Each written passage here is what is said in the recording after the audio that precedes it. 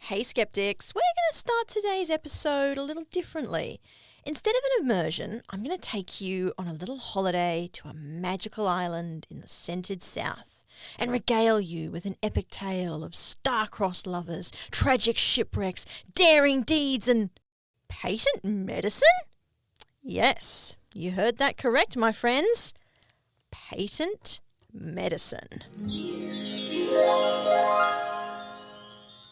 Away down south in the coral seeds, where bread is grown to your hand on trees, where civilization had never come to teach the natives the joys of rum, where hardly ever this Eden entered the land boom bank and cent per center. Joy sits aloft in the cloudless dome, storms seldom disturb the ocean's foam. Health and bounty forever endure by the strength and virtues of Warner's cure. Listen to the yarn of the scented south, where all is peace and there comes no drouth. The story of Ali and Chieftain Wolf and his terrible leap over the dead man's gulf. Ali and Wolf had plighted a troth, and enduring vows were intoned by both. But Ali's papa, a heaps big chief, would make no way for their love's relief. He suffered from chronic disease of the liver, which made him aught but a good lawgiver. And he swore by the men he had slain in his youth, and he swore by the shark and its sacred tooth, that never should Ali become a bride till his health recovered, or else he died. One day Wolf strayed in a bitter mood to the lone seashore to mourn and brood o'er the fate that made love's silver river be turned in its course by a hobnailed liver. And Wolf, by the by, looking out on the bay, saw the reef where the seabirds play, that a white man's ship had found a home on the dead white coral and dead white foam, and the coming tide brought in bits of wreck from the cargo holds and the timbered deck. Part of it floats to the feet of Wolf, and part of it ebbs to the dead man's gulf, and for all that day and its parent week the natives ransacked every bight and creek. They sampled the wreck from the kerosene to the tins of fish and the crude mezzanine, and they mixed up olives and castor oil, and they made a feast with no end of toil. And they started with jam and wound up with ink, and vinegar made them a cooling drink. Of course, the result was a harrowing thing. From the poorest slave to the bilious king, the population was deathly ill, and it knew no word of the safe cure pill. But in hunting over the wreck one day, they came to a place where some boxes lay, and they drank of the fluid therein, which sure was nothing less than the great safe cure. And when it ran out, the king with the liver remarked that he'd be a cheerful giver of any boon to the man who'd bring a supply of the safe cure that cured a king. Young Wolf knew where, on the dead man's ledge, a supply of Warners lay on the edge of the dizzy depth where the waves had thrown it, with none to know it, none to own it. And then, in sight of the tribe, did Wolf essay a leap over the dead man's gulf. And he made the leap, and he brought the cure that's safe to ever endure. He brought the cure, we say, to the king, and demanded the boon and a wedding ring. You know the rest. The king got well, and Wolf secured the wrecked ship's bell. And though he made a terrible clangor, no complaint was filed, for the king's old langer had disappeared with a case of Warners, and that statement of fact can provoke no scorners. And Wolf married Ali, but her pa's quite sure that the best wife for him is Warner's safe cure. And welcome back from the scented south. As you may have picked up, my friends, this rather strange and, let's be honest, appallingly racist poem was, in fact, an advertisement. It was the 19th century version of an infomercial, and it was published in the Year Chronicle on the 28th of December 1894. It also appeared in several other papers around the same time. The product it was advertising, Warner's Safe Cure, was a concoction, which was said to cure everything from liver disease to stomach bugs, paralysis to female troubles, and anything else you can imagine. In fact, it seems all it couldn't do was raise the dead. So, if this mighty remedy was so effective, as numerous articles, advertisements, and testimonials from fully cured users claim, why isn't it on our shelves today? Well, in news that will surprise, well, no one. Warner's safe cure was nothing more than bottled quackery.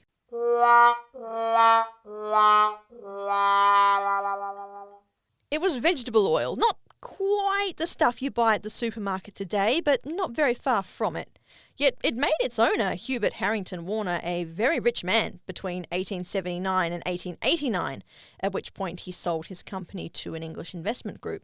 But Warner's safe cure wasn't the only fraudulent remedy floating around 19th century Australia. In a time before Medicare and workers' rights, seeing a doctor could be both expensive and time-consuming. Companies were not always understanding of a worker's need to see a medical professional, and mandated sick leave would not exist in Australia until 1922.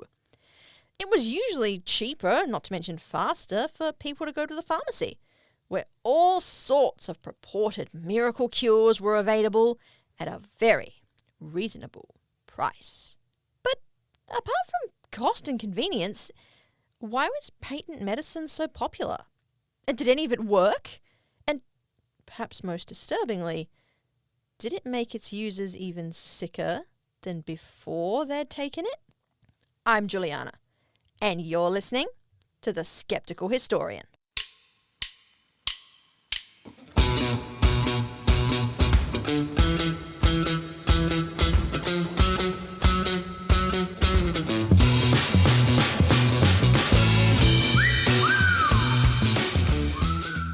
Hello, my fellow skeptics, and thank you once again for tuning in. I would like to begin today's podcast, as always, by recognising that I am on sovereign and unceded land.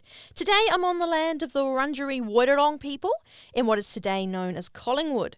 I acknowledge their ongoing and unbroken connection to country and pay my respects to their elders past and present. My shout out today goes to the Commons on Gipp Street, where this episode is being recorded.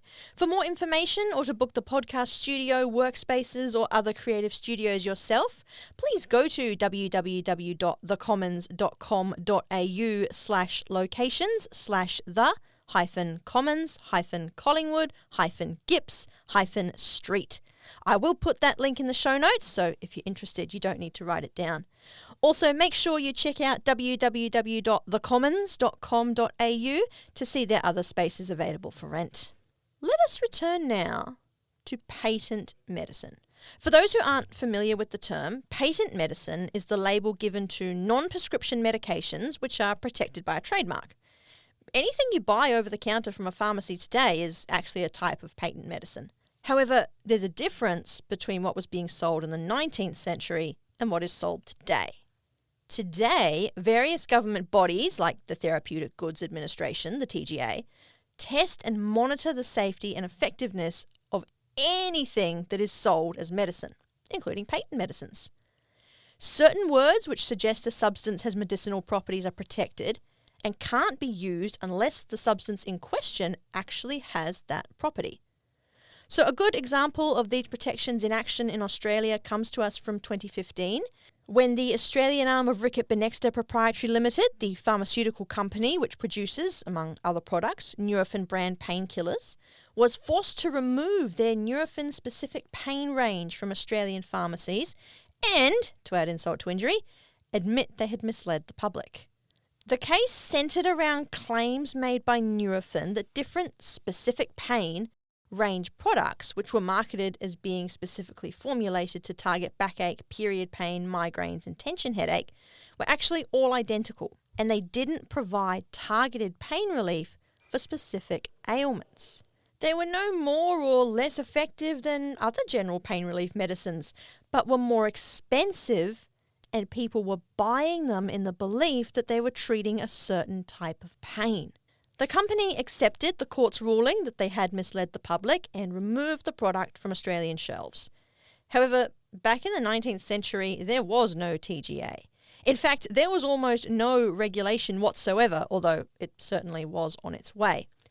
Anyone could advertise anything, make any claims they liked, and sell any product they wished.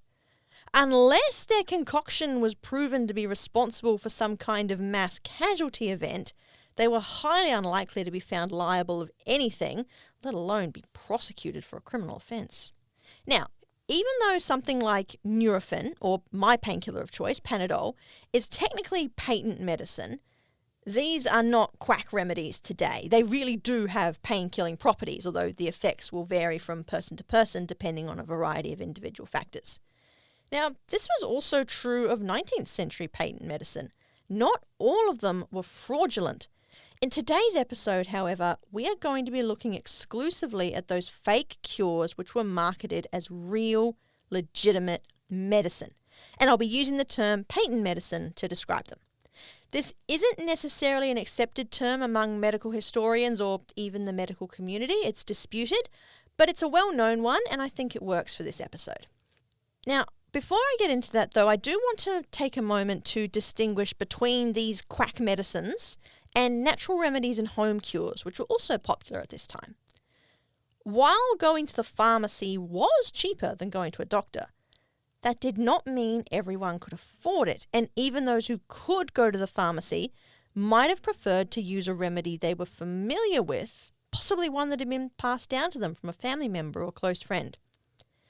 Now, some of these remedies were useless, some were dangerous, but some of them really did work.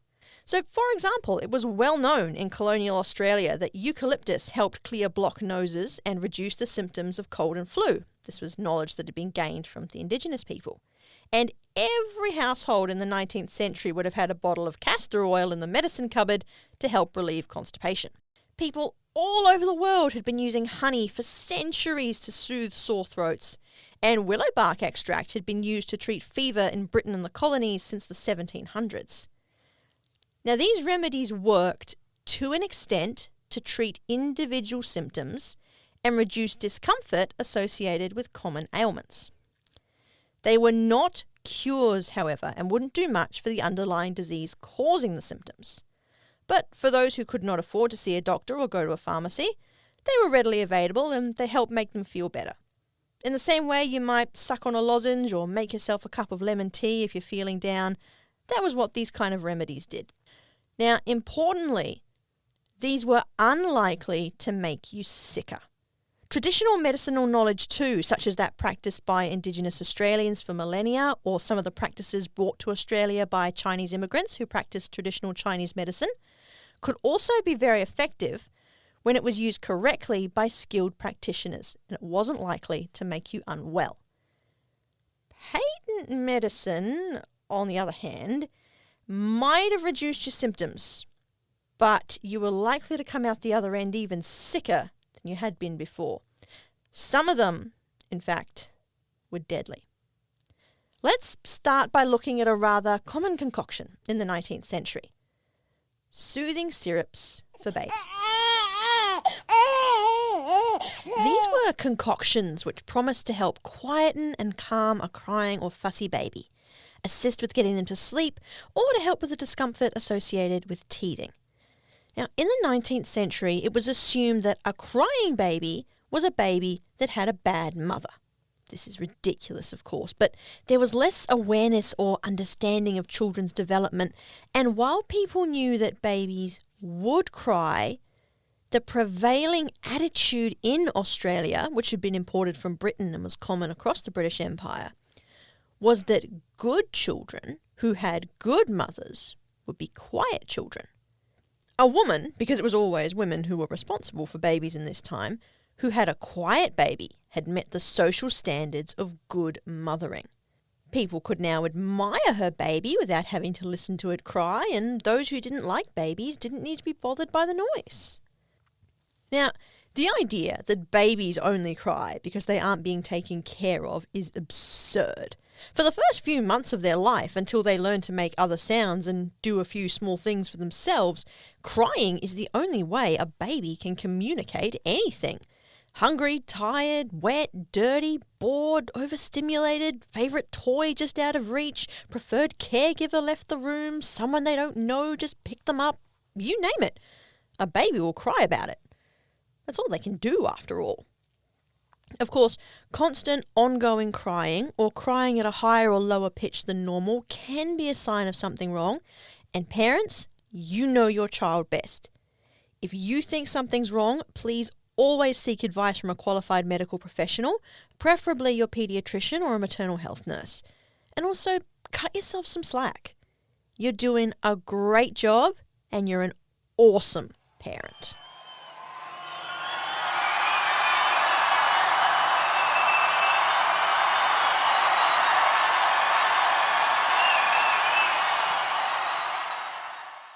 But keeping babies quiet to meet the social expectations of the day wasn't the only reason soothing syrups were used.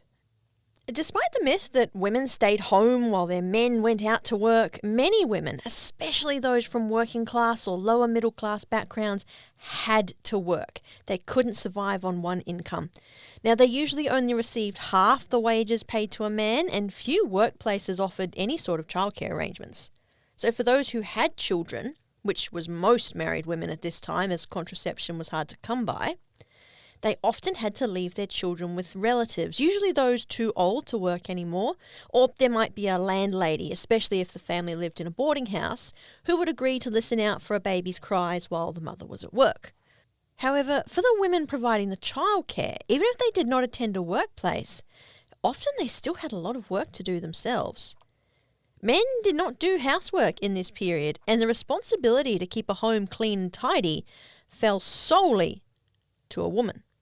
If a man turned up to work in a dirty shirt and unlaundered trousers, then it was because his wife was lazy and hadn't washed them. It didn't occur to most people to tell men that they should be washing their own clothes, for example. The old argument of, "I've been at work all day," was employed on rare occasions when women's rights groups raised their voices about men's lack of involvement in household chores. It didn't occur to most of those men that the same was true of their wives. Social prejudices ran deep, even in the home. So, I'm sure you can see the problem. No reliable childcare, parents who have no choice but to work, elderly relatives attempting to do heavy chores while listening out for a baby. Is it any wonder that these soothing syrups, which promise to put your little angel to sleep and keep them calm and quiet, were so popular? Even among those classes who could afford nannies and nurses, these magical sleeping potions proliferated. Having a quiet baby allowed a nanny to attend all the other chores she was expected to perform in the household, and she would be held in high regard by her employer for ensuring that the child had a polite and quiet disposition. Those mothers who did not have to work but also couldn't afford help also wanted quiet babies, so they could attend their houses without being subject to gossip suggesting they were bad mothers because everyone in the block could hear their baby crying. Remember, people lived very close together at this time as well, so if one house had a crying baby, everyone would know about it. But what was in these soothing syrups? Babies don't sleep for hours upon hours at a time, or lie quietly in their cribs and carriages while strangers coo at them, which is what happened after they'd been given syrup. Disturbingly, many of these potions were nothing more than opium and alcohol mixed with sugar water to make them taste good to a baby. As you can imagine, this was a highly toxic mixture for a young child. And while it did what it said it would do, keep a baby quiet, because duh, if someone gave you a potion of opium and alcohol, you'd be knocked out too, it came at huge costs. There are no clear figures for how many babies died due to opium overdoses from being given too much soothing syrup by their caregivers, but the studies I read suggest that between a quarter and half of all infant deaths in Australia in the 19th century, except during times of epidemics, can be attributed to opiate poisoning. But soothing syrups were not only used to create sleepy and supposedly contented babies. During the Australian summer, every parent's worst nightmare was to discover that their precious baby had summer diarrhea. In Australia today, having a baby with diarrhea is an unpleasant experience, but it's not likely to be fatal. In the 19th century, summer diarrhea was one of the leading causes of deaths for infants. It was usually caused by unsanitary conditions or dirty water, but people didn't know that back then, and it was believed that it was the heat that caused the terrible condition. Soothing syrup not only helped quiet a grisly child, but reduced the diarrhea and helped parents breathe easy. Now, one of the side effects of opiates is constipation, so it's not surprising that they assisted with stopping the dreaded summer diarrhea. As late as 1900, when laws were being passed regulating the sale of opiates in medicine marketed to infants, a Dr. Philip Muscat recommended that every household with a new baby should ensure they had a bottle of chlorodyne always at hand. Muscat did not recommend chlorodyne for calming fussy babies, which is what it had originally been marketed as by 1900 the medical community was well aware of the dangers of giving opiate-laced syrups to babies, but to help manage diarrhea. However, like all of these drugs, chlorodyne was highly toxic. The main ingredients were chloroform, alcohol, morphine, and cannabis. By the mid-19th century, Australian doctors, and those around the world, were becoming wise to the dangers of giving babies opium, alcohol, and other assorted horrors stuffed into bottles of soothing syrup. They were advising against using them to quiet fussy babies, and were advocating for mothers to instead attend to their babies when they cried. Now, this is a nice theory, especially coming from a 19th century doctor who was almost inevitably a man and did not have to worry about finding childcare while he went out to work. They were right to push for the regulation of opiates and patent medicines in general, but when it came to soothing syrups, there was a wide gap in understanding and more than a hint of sexism. Mothers didn't give their babies soothing syrup because they didn't want to attend to them when they cried. They gave them soothing syrup because they couldn't always attend to them when they cried, and they were told that they needed to stop them crying at all costs. Middle and upper class doctors, even those who treated the working classes, often didn't understand the realities of their patients' lives. Quite notably, it was doctors who made regular house calls to working class neighbourhoods or volunteered their time and expertise in free clinics for the poor who tended to be more sceptical of medical advice, which assumed people, especially women, were either not at work or could easily take time off work to care for a young child. People also used soothing syrups because they worked. They did what it said on the packet. Now, they were not safe, but people didn't know that in the 19th century. Parents in the 19th century loved their children just as much as any parent today, and they didn't administer things like soothing syrup with the intent of harming their baby. In fact, these syrups often claimed they were healthy and beneficial for children, and that it was not dangerous to administer them. In fact, some published lurid advertisements claiming it would harm your child if they didn't get soothing syrup. They were marketed with words like safe, protection, gentle, and cure to reassure parents that nothing in the bottle would hurt their precious child. In the early years of the 19th century, the companies making these products were also unaware of their health risks. But as the medical community became wise to these issues around the middle of the 19th century and also began calling for regulation, the companies too learned just how dangerous their products were. And rather than pull them from the shelves, they doubled down on their claims, insisting everything was safe and that the reason doctors were trying to regulate them was because they, the doctors, were losing money on fees to competition from much cheaper pharmacists who sold patent medicine.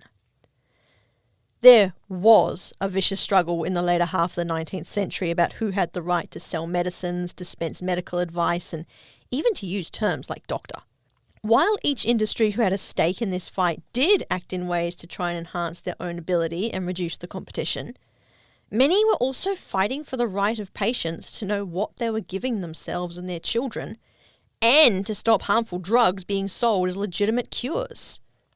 Now, soothing syrup would actually survive into the 20th century. It remained incredibly popular, although by the early 1900s it was very illegal to market anything containing opiates for the use of infants. So instead, companies replaced opiates with something else to help put little babies to sleep: mercury. I'm not sure if this is better or worse, and it would not be until the 1950s that soothing syrups full of dangerous and deadly drugs and poisons were finally banned from sale entirely. Companies fought viciously to exempt their products from regulation, but advances in medical technology and changing social attitudes to crying babies, as well as the introduction of things like parental leave, sick days, and professional childcare, meant that soothing syrup fell out of favour and died a long overdue death in the years after World War II. Interestingly though, the idea around soothing syrup lived on in the form of a common home remedy to help teething babies, rubbing alcohol on their gums. This remained a very common practice well into the 20th century, and some older mothers and grandmothers still swear by it, although I should point out that this is very illegal in Australia.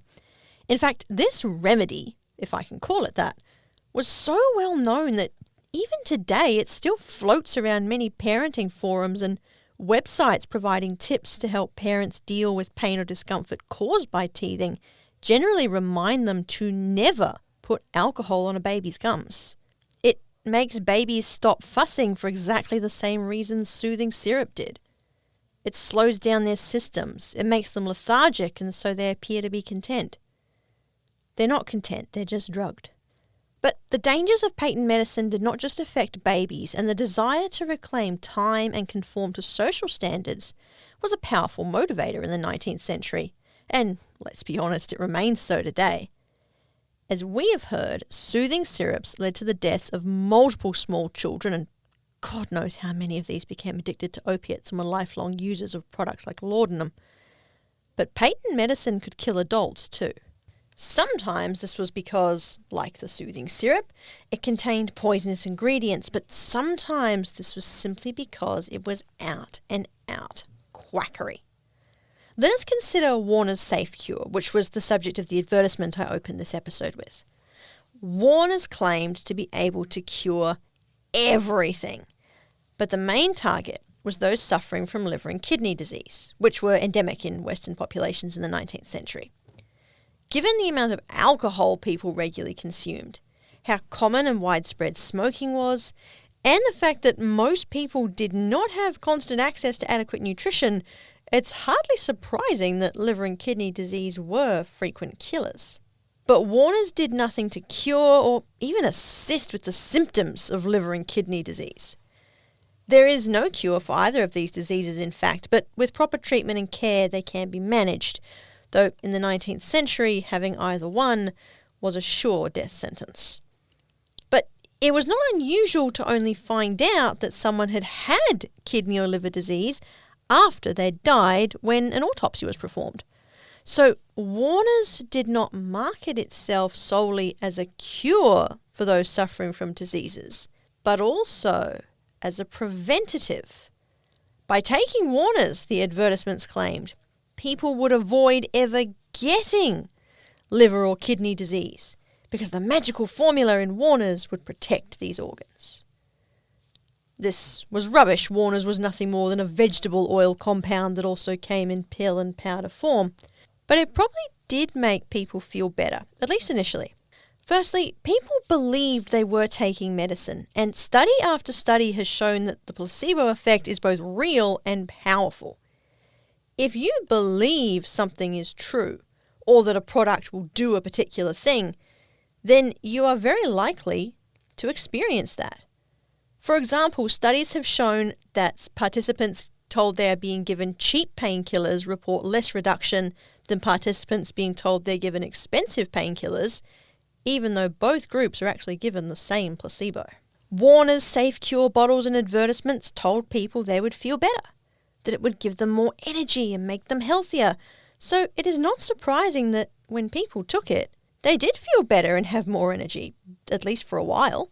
The other reason people probably felt good afterwards was because the vegetable oil compound undoubtedly contained vitamins and minerals they were not getting regularly. Australians had a very meat-heavy diet in the 19th and 20th centuries, which is also not good for kidneys and livers. So someone taking Warner's Safe Cure would have been getting nutrients not available to them from elsewhere.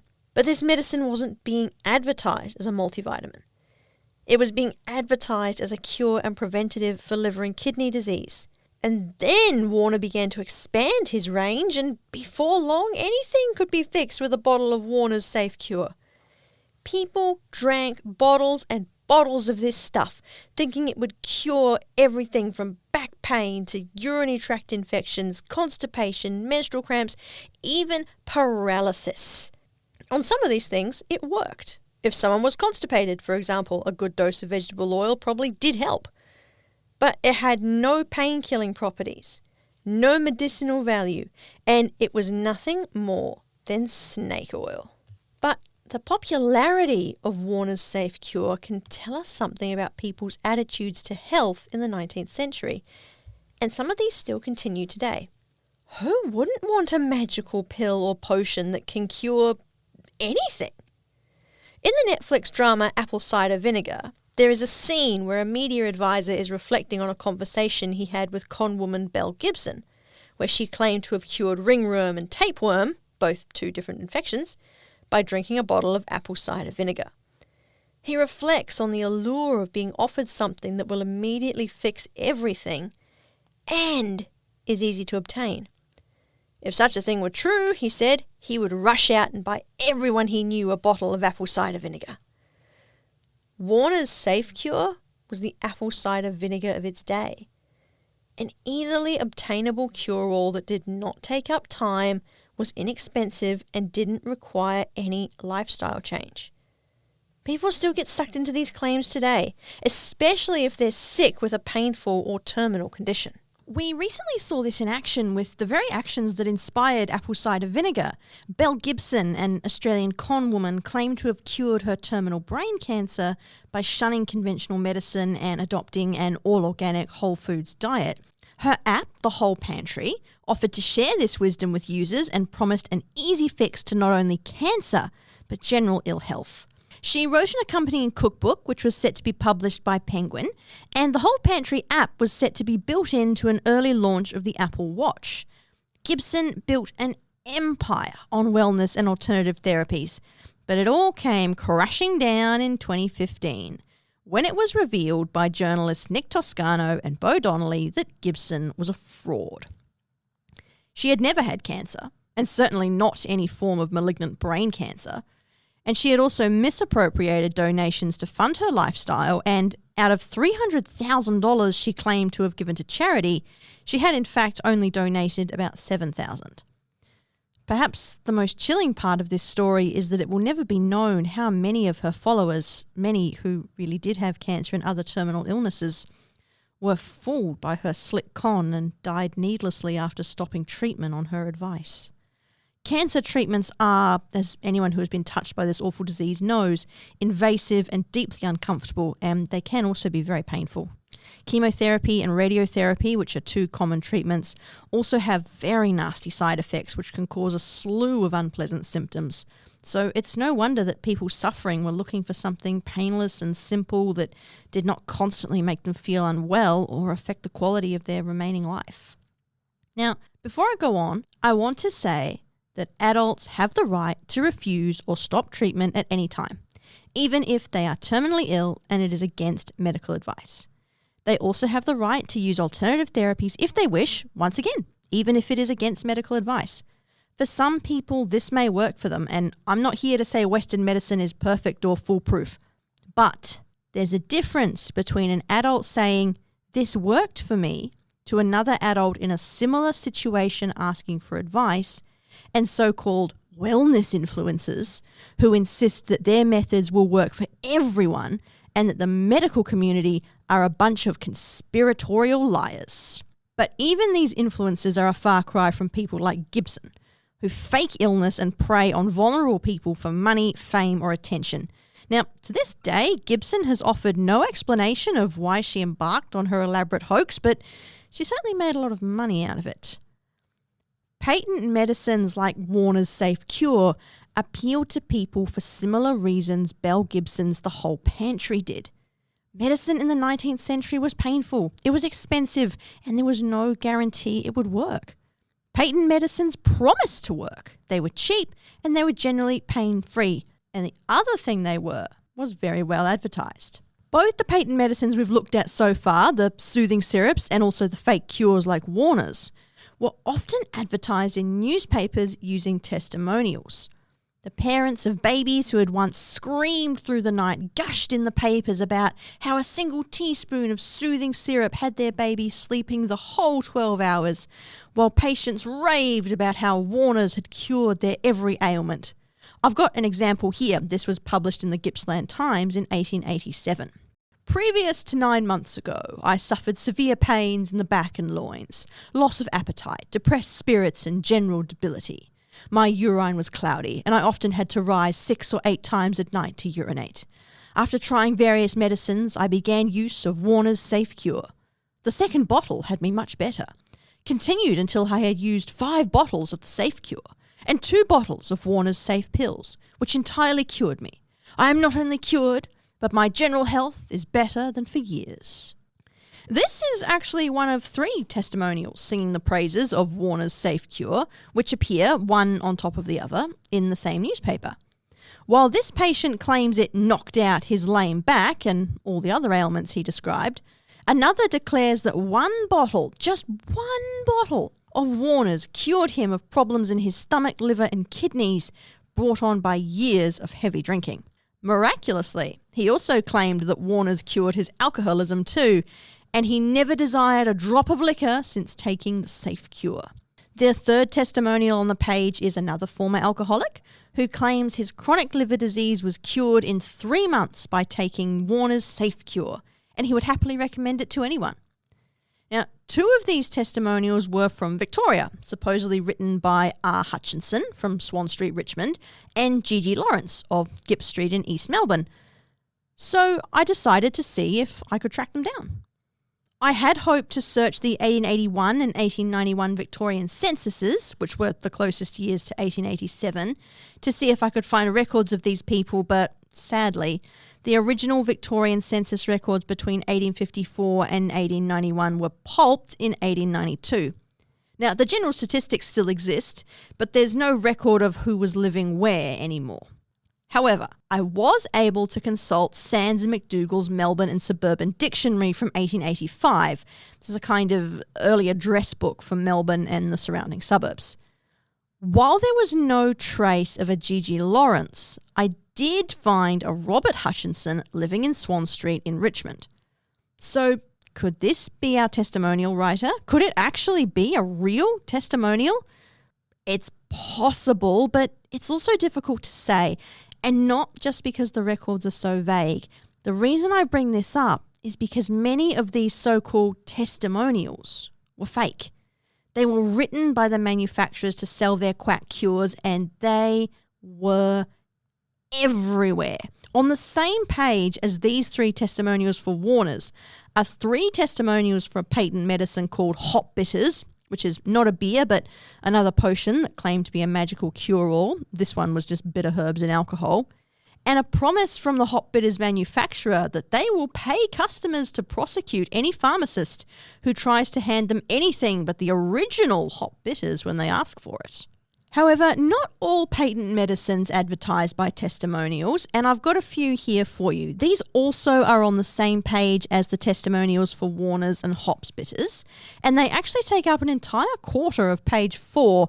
These include World's West Wonder, the infallible remedy for rheumatism, neuralgia, lumbago, gout, sprains, cuts, bruises, scalds, headache, mumps, hip disease, white swelling, felons, chilblains, whitlows, chapped hands, frozen feet, bites of insects, sore throat, and all diseases requiring external application.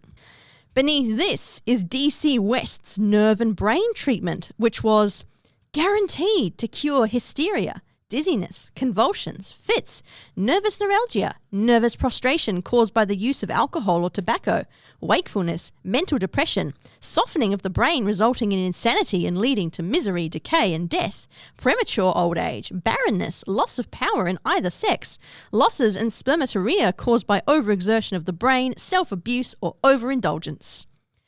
DC West even offered a money-back guarantee if a user was not completely cured of any case after 6 boxes. Finally, on the same page, there are Holloway's pills, the best remedy known in the world for the following diseases: alg, asthma, bilious complaints, blotches on the skin, bowel complaints, debility, dropsy, female irregularities, fevers of all kind, gout, headache, indigestion, liver complaints, lumbago, piles, rheumatism, retention of urine, scrofula or king's evil, sore throat, stone and gravel, secondary symptoms, tidorolux, ulcers, venereal afflictions, worms of all kind, weakness from whatever causes, etc., etc. In summary, if you were sick in the 19th century, there was a patent medicine which promised to solve all your woes. But how much harm did these things actually do? As we've already heard, soothing syrups were responsible for multiple deaths, and no one who used Warner's was ever cured of anything. Their bad livers and kidneys would have got them in the end, no matter how much vegetable oil they drank. Given Warner's promise to cure them without them needing to change their lifestyles, many users of the safe cure probably continued to drink, smoke, and indulge in their unhealthy habits, believing the magic potion would counteract the negative effects. Of course, there was also less understanding of how these things worked, but even in the 19th century, it was known that smokers and heavy drinkers didn't live as long as those who abstained. Now, as we've already heard as well, most of the testimonials advertising these potions were fake, and the numerous advertisements promised people they could be healthy and happy forever with very little effort on their part. Being sick was scary in the 19th century because even diseases which in modern Australia are simply unpleasant could be deadly. People lived in unsanitary conditions, worked in unsafe environments, and getting sick could not only be a death sentence, but could push families into poverty as well. A very common medicine in the 19th century was Dr. James's fever powder. As we know today, fever is not a disease itself, but a symptom of the body fighting infection. People didn't know this in the 19th century, and it was believed that fever itself was an illness. If you could break a fever, you could cure the disease, or so the thinking went. Fever powder promised to not only break your fever, but purge the body of its cause. This was actually a common cure-all back then, that is, purging. The medieval ideas of unbalanced humours were no longer given serious weight, but there was a very strong belief that disease was caused by the body's systems being out of alignment, and purging could restore the body's natural state. Fever powder was a toxic concoction which caused someone to vomit violently. Its main ingredients were phosphate of lime, which is generally harmless, and antimony, a metal which is today used to harden lead and in the production of items such as batteries, bullets, and semiconductors, and is also used as a flame retardant in paint, rubber, and synthetic fabrics. Not really something that you should be rushing to put in your body. Ingesting even a small amount will make a person very ill, and sick people were dissolving relatively large quantities into either alcohol or water, which in itself was often dirty and carried diseases, and drinking it. It did nothing for people's fevers and was literally a killer. While some people avoided fever powder like the plague due to how ill it made them feel, and they were poisoning themselves after all, even if they didn't know it, others who felt sicker after ingesting it often took more in the belief that they were doing themselves good. Advertisements even suggested how many times a user should purge to be cured, and that they should take more if they were not purging sufficiently. Now, constant vomiting causes severe dehydration and can also lead to complications such as tears in the stomach lining, burns to the mouth and throat from stomach acid, and rapid weight loss. Despite believing they were helping themselves, some people literally took fever powder until it killed them. However, unlike some of the other medicines discussed in this episode, by the late 19th century, fever powder was losing its shine, as was patent medicine in general, although most of it did manage to cling on until at least the start of the 20th century.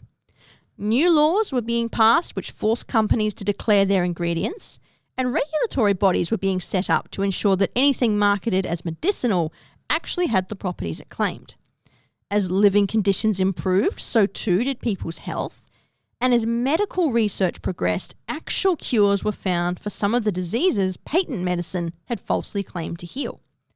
The role of lifestyle in health began to be recognised too, yet the desire for a cure-all has never really left us. There's nothing wrong with wanting it, but we have to realize we can't have it. Those patent medicine sellers are still out there. Although these days they often call themselves wellness influencers and spruik a different kind of snake oil. They hunt for vulnerable people with dangerous illnesses or facing painful treatments and promise them the world, but the only thing they're interested in is their bank account. If you can take one thing away from today's episode, I want it to be this. No one, absolutely no one, who is promising you a cure on Instagram, TikTok, or whatever social media the kids are using these days, cares one lick about what you're going through. They don't want you to get better. They just want you to fatten their bank account. You are allowed to choose what medical treatment you receive or not, but let it be from a qualified medical professional.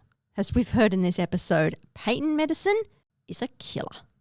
And that is all I have for you today, skeptics. Thank you so much for joining me. If you're looking to get in touch, I'm easy to find online. Just search for Juliana Byers on LinkedIn and Instagram. And don't forget to have a look at my website while you're at it, www.skepticalhistory.com. That's skeptical with a K. And I'll see you next episode for another take on the mystery that is history. Bye now.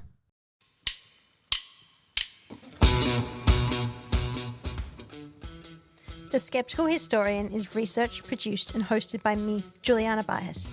You can find a full list of resources used in my research by going to my rss.com podcast page, clicking on the relevant episode, opening the transcript and scrolling down to find the sources. That's rss.com/podcasts/the-skeptical-historian.